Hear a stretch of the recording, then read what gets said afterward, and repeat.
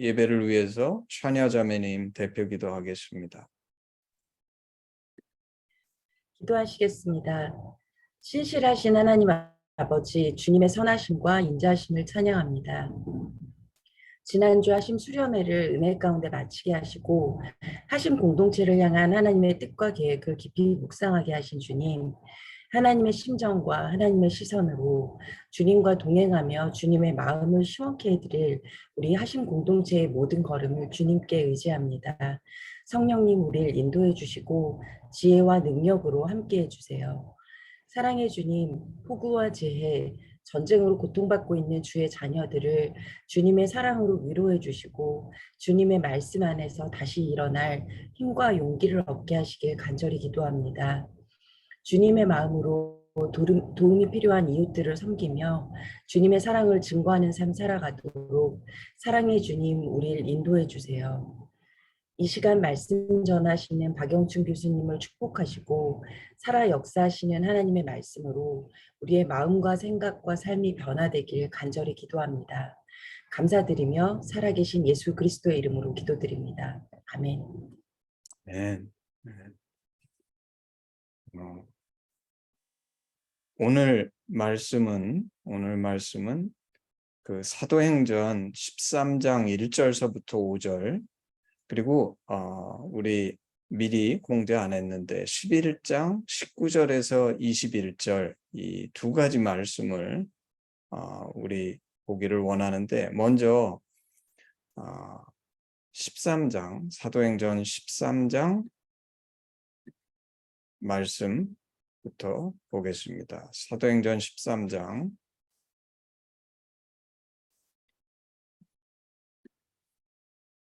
1절서부터 5절, 사도행전 13장 1절서부터 5절, 우리 이 말씀을 우리 은영 자매님이 좀 읽어주시고 11장 말씀은 고수진 자매님이 좀 읽어주시면 좋겠습니다. 그래서 13장 1절서부터 5절 우리 은영 자매님이 좀 읽어주십시오. 안디옥 교회에 선지자들과 교사들이 있으니 곧 바나바와 니게르라 하는 시므온과 구레네 사람 루기오와 분봉왕 헤롯의 젖동생 마나엔과 및 사울이라. 주를 섬겨 금식할 때에 성령이 이르시되 내가 불러 시키는 일을 위하여 바나바와 사울을 따로 세우라 하시니, 이에 금식하며 기도하고 두 사람에게 안수하여 보내니라. 두 사람이 성령의 보내심을 받아 실루기아에 내려가 거기서 배 타고 구브로에 가서 살라미에 이르러 하나님의 말씀을 유대인의 여러 회당에서 전할세 요한을 수행원으로 두었더라. 아멘, 아멘. 예, 우리 수진 자매님께서 이 11장, 제가 지금 화면에 보여드리는 11장 19절서부터 21절까지 좀 읽어주십시오. 그때 스데반의 일로 일어난 환난으로 말미암아 흩어진 자들이 베니게와 구브로와 안디옥까지 이르러 유대인에게만 말씀을 전하는데, 그 중에 구브로와 구레네 몇 사람이 안디옥에 이르러 헬라인에게도 말하여 주 예수를 전파하니, 주의 손이 그들과 함께 하심에 수많은 사람들이 믿고 주께 돌아오더라. 아멘, 아멘. 예, 오늘은 사도행전 13장 1절서부터 5절에 있는 말씀을 중심으로 성령이 이르시되, 이런 제목으로 이 말씀을 나눠보기를 원합니다. 사도행전은 우리가 이제 흔히 알고 있는 것처럼 성령행전 이렇게 부를 만큼 성령의 역사가 담겨 있는 말씀이죠. 우리가 지난번 여름 수련회 전에 나눴던 말씀이 스데반의 순교인데, 그 스데반의 순교, 사실 이제 처음 저희가 이 스데반의 순교를 쳐다볼 때는 정말 너무나 믿음이 있고 신실한 성령 충만한 스데반이 왜 그렇게 일찍 죽어야 했을까? 우리가 그 스데반의 순교에 대해서 우리가 그 말씀을 나눠봤는데, 이 오늘 사도행전 11장에 나온 것처럼 스데반의 순교는 이 순교 때문에 예루살렘 교회에 큰 환난과 박해가 이루어지죠. 그래서 환난으로 예루살렘 교회가 흩어지고 그 흩어짐으로 말미암아서 복음이 이방인들에게 전파되는 계기가 되죠. 그게 아까 11장 19절서부터 21절까지 읽은 것입니다. 스데반의 일로 일어난 환난으로 말미암아 흩어진 자들이, 만약에 스데반이 순교하고 그때 예루살렘 교회가 박해를 받지 않았다면 아마 예루살렘에 다 모여 있었을 겁니다. 왜냐하면 너무 좋으니까. 우리가 봤던 것처럼 초대교회는 성령 충만해서 한마음 한뜻이 돼서 서로 간에 깊은 사랑이 있었기 때문에 아마 자진해서 흩어지지는 않았을 거예요. 근데 스데반이 순교하고 예루살렘 교회에 환난이 임하니까 도망갈 수밖에 없었죠. 왜냐하면 계속 있으면 잡혀서 투옥되거나 죽거나 이런 일이 벌어질 것 같으니까 이제 흩어지니까 그 흩어진 자들이 베니게와 구브로와 안디옥까지 이르러 말씀을 전한 것이죠.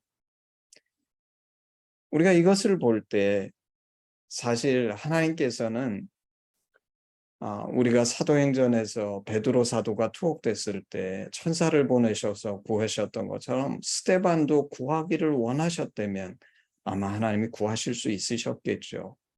근데 사실 이 스데반의 순교라는 이 십자가가 초대교회에 너무나 귀한 하나의 미랄이 돼서 스데반의 순교로 인해서 일어난 환난을 통해 이방인들에게 복음이 전파되는 계기가 되고, 저는 이것을 하나님께서 스데반의 순교를 하나님이 능력이 없으셔서 이 순교가 일어난 것이 아니고 어쩔 수 없이 스데반이 당한 것이 아니라 이 스데반의 순교가 마치 예수님께서 지신 십자가가 오늘날 교회의 코너스톤이 됐던 것처럼 스데반의 순교를 통해 이방인에게 복음이 전파되는 계기가 되는, 스데반의 인생은 결코 낭비되지 않은 것이죠.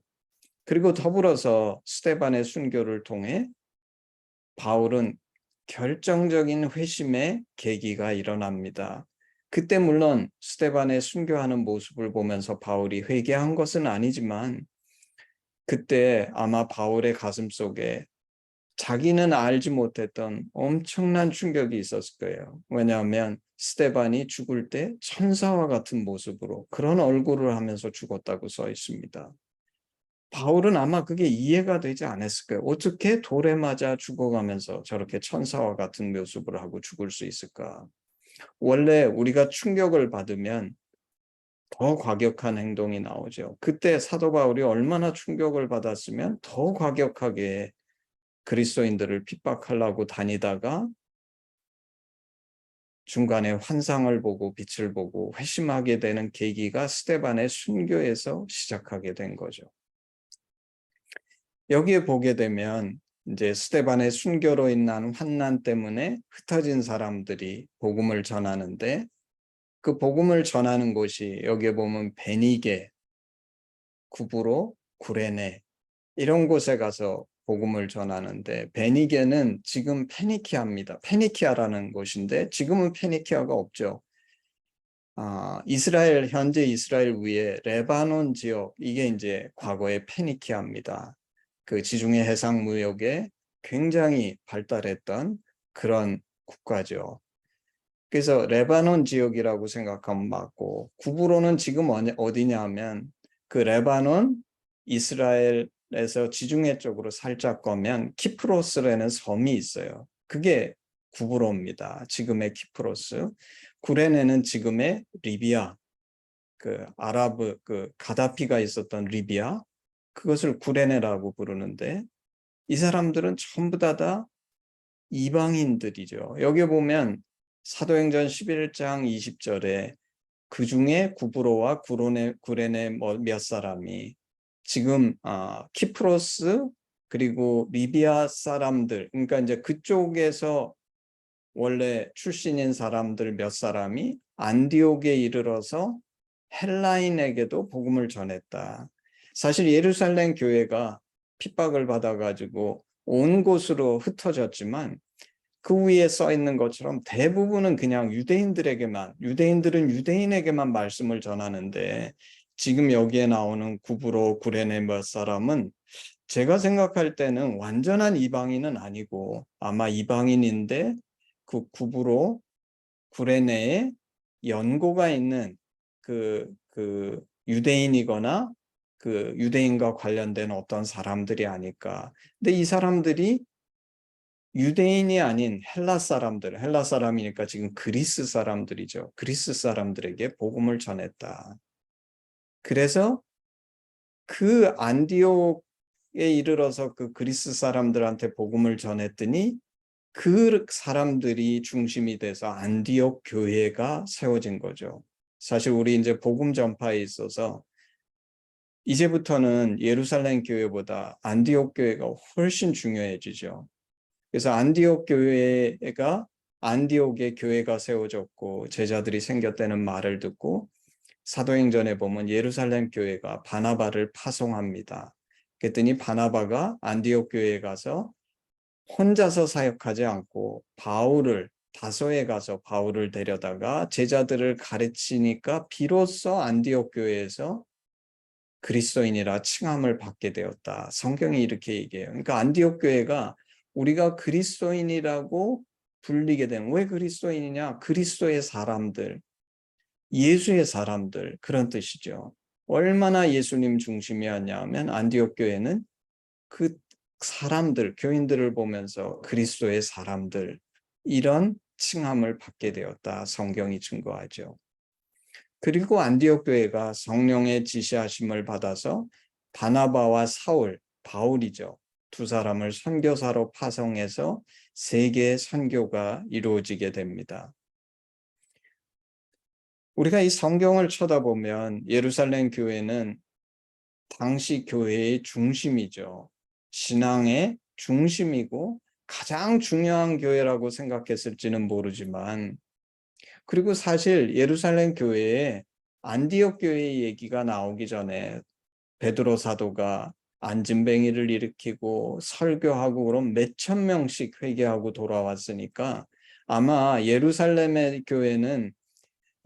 교회가 가장 중요한 교회라고 생각할지 모르겠습니다. 그리고 그렇게 많은 사람들이 모였으니까 먹는 거, 또 가난한 사람들 규제하는 거, 지금 우리가 교회에서 하는 것처럼 얼마나 많은 교회에 실제 해야 될 일들이 있었겠어요. 그래서 아마 예루살렘에 있는 교인들은 굉장히 바빴을 겁니다. 근데 성경은 뭘 가르쳐 주냐면 실제 세계 선교는 당시에 큰 관심을 받지 못했던 변방에 있던 안디옥 교회가 이 세계 선교를 담당했다는 거죠. 우리가 이 안디옥 교회의 특성을 찾아보면 안디옥 교회는 첫 번째, 다양성을 가진 열린 교회였다. 예루살렘 교회가 유대인 중심의 교회였던 것에 비해서 안디옥 교회는 이방인과 유대인이 섞여 있는 교회죠. 그리고 동시에 그 히브리어만이 아니라 헬라어나 로마어로도 소통이 가능한 교회였습니다. 이건 굉장히 중요하죠. 세계 선교를 하려 그러면 히브리어를 가지고 세계 선교를 할 수는 없는 거죠. 헬라어나 로마어로 소통이 가능한 교회. 두 번째는 안디옥 교회는 성령 충만한 교회였습니다. 그래서 성령님께 전적으로 순종하죠. 본인들이 주를 섬겨 금식하는 교회였고 그때의 성령께서 바나바와 바울을 따로 세워서 선교로 내보내라고 말씀하실 때 전적으로 순종하는 교회, 다시 말해서 선교사를 파송하는 교회였고, 또한 요새는 교회들이 여기에 거부감이, 교회에 가게 되면 요새는 교사들도 그렇게 많지 않죠. 많은 교회들이 목사님들만 가르치는 교회들이 많은데 선지자와 교사들이 있는 교회였습니다. 그리고 안디옥 교회는 큰 흉년이 들 때, 그때에 성령께서 큰 흉년이 있을 거다 그렇게 예언해서 헌금을 모아서 예루살렘 교회에 보내서 이웃사랑을 실천하는 교회, 성령을 쫓아 이웃사랑을 실천하는 교회, 이게 이제 안디옥 교회였죠. 근데 이제 오늘 저희가 이제 한 가지 발견하게 되는 것은 성령님께서 큰 계획을 갖고 계시는구나. 이거를 우리는 이제 발견하게 됩니다. 사도행전에서 예루살렘 교회가 예수님의 증거, 그리고 사도 베드로가 고넬료를 만나서 이방인도 하나님이 백성이 될 수 있다는 것을 확인하고 깨닫게는 되지만 실제 이방인에게 복음을 전하는 것은 안디옥 교회가 이 사명을 감당하게 되죠. 만약에 예루살렘 교회가 전 세계에 복음을 전하려고 그랬으면 많은 논란이 있었을 테고 현실적으로 거의 불가능했을 겁니다. 왜냐하면 예루살렘 교회는 안디옥 교회처럼 그렇게 여러 가지 문화에 대해서 열려 있지 않고, 그리고 언어도 그리스어나 로마어를 쓸 수 있는 사람들이 거의 없었을 겁니다. 그래서 성령님께서는 예루살렘 교회는 당시 예수님이 분명히 계셨고 예수님이 하셨던 일들이 무엇이고 예수를 증거하는 그 중심 역할을 했지만, 실제 이 복음을 전 세계에 전하는 것은 안디옥 교회가 세계 선교의 중추기지가 돼서 바울, 바나바, 실라, 마가 등 선교사를 파송해서 세계 교회로 성장하는 계기가 되지요. 그래서 아까 우리가 본문에 읽은 것처럼 바울과 바나바를 세워서 첫 선교 여행을 보내므로 세계 역사의 방향이 결정이 되죠. 바울과 바나바가 그리스 쪽으로, 로마 그리스 쪽으로 복음을 전하게 감으로 인해서 사실 당시에 그쪽으로 가지 않고 다른 방향으로 갈 수 있을 텐데 성령의 인도하심을 쫓아서 그리스 로마 쪽으로 복음을 전파하러 가므로 유럽이 세계사의 중심이 되죠. 그리고 이 복음이 유럽에서 미국으로, 아시아로 전파되게 되는, 복음이 계속 서진하는데 주님 말씀하신 것처럼 이스라엘에서 시작된 복음이 계속 서진해서 결국 이스라엘까지 돌아가게 되는, 이제는 우리가 이제 세계사를 아니까 그런 역사가 있게 된 계기, 그리고 근본적인 이유가 성령께서 복음을 이렇게 증거하시고 전 세계에 전파하시려는 계획을 갖고 계셨기 때문이라는 것을 우리는 발견하게 됩니다. 그리고 복음이 전파됨에 따라서 민족들이 깨어나고 역사의 주체로 등장하게 되죠. 이거를 아놀드 토인비는 이렇게 얘기합니다. 복음 전파와 인류의 문명사가 밀접한 관계를 가지고 같이 간다. 인류의 역사는 이 복음의 전파와 뗄래야 뗄 수 없는 밀접한 관계를 갖고 있다는 거예요.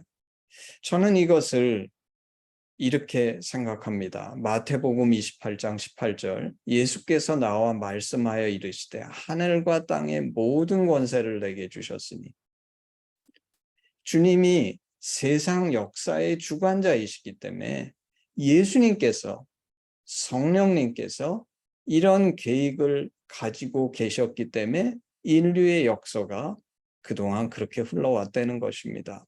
유럽에서 시작해서 미국으로 건너가고 그 미국에서 아시아로 이 복음이 돌아오고, 우리가 지금 잘 아는 것처럼 이 복음이 다시 이스라엘로 돌아가고 있는데, 지난 한 10여 년 우리가 본 것은 아랍 세계들이 많이 붕괴되면서 알라를 믿었던 그 수많은 아랍 사람들이, 시리아, 리비아 이런 사람들이 유럽에 와서 레퓨지가 되고 복음을 받아들여서 예수 믿게 되는 이런 놀라운 역사가 지금 우리 일어나고 있는 것을 저희는 보고 있는 거죠.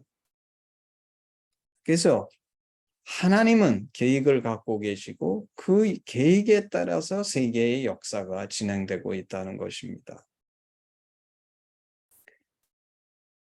예수님께서 마태복음 24장 30절에서 33절까지 제가 한번 읽겠습니다. 그때 인자의 징조가 하늘에서 보이겠고 그때 땅의 모든 족속들이 통곡하며 그들이 인자가 구름을 타고 능력과 큰 영광으로 오는 것을 보리라. 그가 큰 나팔 소리와 함께 천사들을 보내리니 그들이 그의 택하신 자들을 하늘 이 끝에서 저 끝까지 사방에서 모으리라. 무화과 나무의 비유를 배우라. 그 가지가 연하여지고 잎사귀를 내면 여름이 가까운 줄을 아나니 이와 같이 너희도 이 모든 일을 보거든 인자가 가까이 문 앞에 이른 줄 알라. 제가 옛날에 전에 우리 하심 여름 수련회에서 요한계시록을 다룬 적이 있습니다. 거기에 보면 하나님께서는 계획을 가지고 계시다는 거예요. 그리고 세상에 정말 마지막이 있다는 것입니다. 오늘 제가 좀 전에 읽은 마태복음 24장의 말씀은 예수님께서 제자들에게 십자가 지시기 전에 마지막 때에 대해서 말씀하신 말씀인데 여기에 나오는 무화과의 비유가 무엇인지 제가 이번 여름 수련회에서 잠깐 나눴어요. 여기에 무화과 나무의 비유를 배우라. 그 가지가 연하여지고 잎사귀를 내면 여름이 가까운 줄을 아나니. 이 여름이 뭡니까? 마지막 때가 가까워온다는 거예요. 너무나 놀라운 이 사실인데 우리가 잘 아는 것처럼 이스라엘이 AD 70년 로마군에 의해서 성전에 돌 위에 돌 하나도 남지 않고 무너지고 이스라엘이 이 세상에서 완전히 멸망된 후에 거의 1900년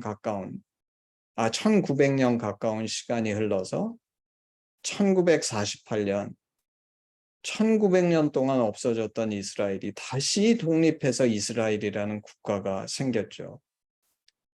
무화과 나무는 이스라엘을 상징하는 것인데 이 무화과 나무가 다시 오늘 말씀처럼 가지가 나고 잎사귀를 내게 된 것입니다. 그리고 머지않아 그 무화과 나무가 열매를 맺는 것처럼 이스라엘이 우리 예수님께 돌아오는 날이 가까워 오고 있기 때문에 오늘 이 말씀처럼 인자가 주님이 다시 재림하시는 날이 가까워지고 있습니다. 다시 말해서 우리는 마지막 때를 살고 있는 것이죠.